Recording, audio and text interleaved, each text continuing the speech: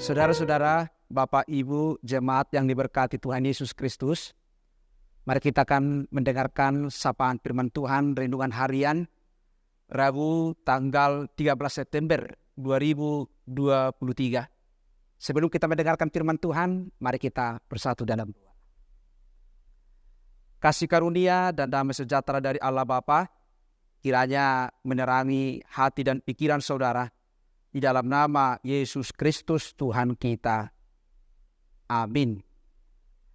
Bapak Ibu Saudara-saudara jemaat yang diberkati Tuhan Yesus Kristus, firman Tuhan yang menyapa kita, renungan harian Rabu 13 September 2023 ini, diambil dari Kisah Para Rasul 22 ayat 16, demikian firman Tuhan. Dan sekarang, mengapa engkau masih ragu-ragu?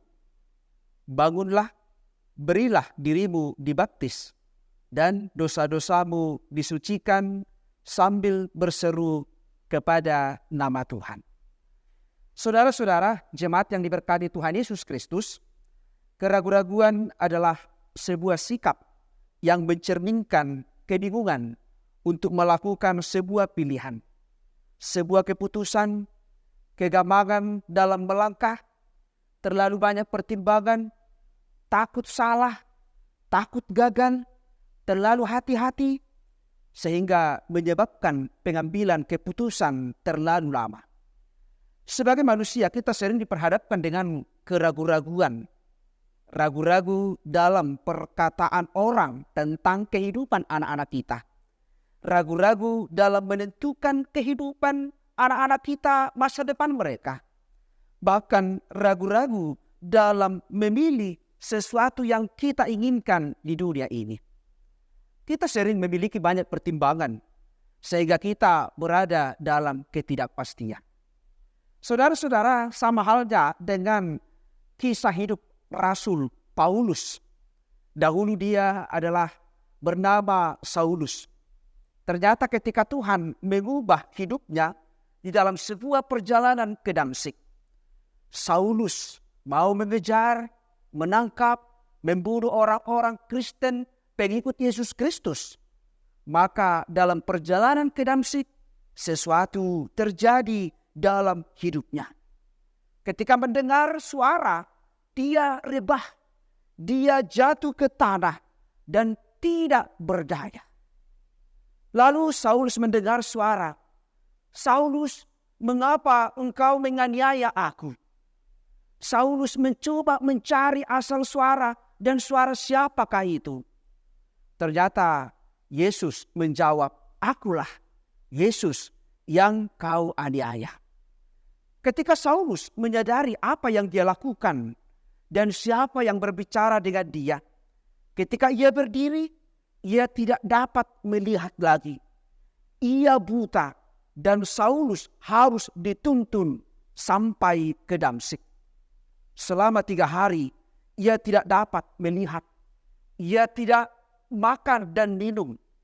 Ternyata Tuhan menunjukkan sebuah kasih kepada Saulus melalui Ananias di Damsyik. Tuhan memberikan penglihatan kepada Ananias supaya ia pergi menjumpai Saulus di Damsyik. Memang Ananias sempat ketakutan karena Ananias mengenal siapakah itu Saulus. Orang yang kejam, orang yang menangkap, membunuh pengikut Yesus. Tetapi karena Yesus yang menyuruh Ananias, maka Ananias menjumpai Saulus dan menumpangkan tangannya kepada Saulus dan memberitakan bahwa Yesus yang berbicara dengannya dahulu menyuruhnya untuk menjumpainya. Maka ketika Ananias menumpangkan tangannya kepada Saulus, maka Saulus bisa melihat kembali. Ketika Saulus bisa membuka matanya, disitulah firman ini dinyatakan. Saulus masih ragu-ragu atas apa yang dialaminya. Saudara-saudara, wajarlah Saulus ragu karena apa yang dia alaminya membuat tidak berdaya. Dia lemah, dia takluk dengan suara yang dia dengar yang ternyata adalah Yesus Kristus.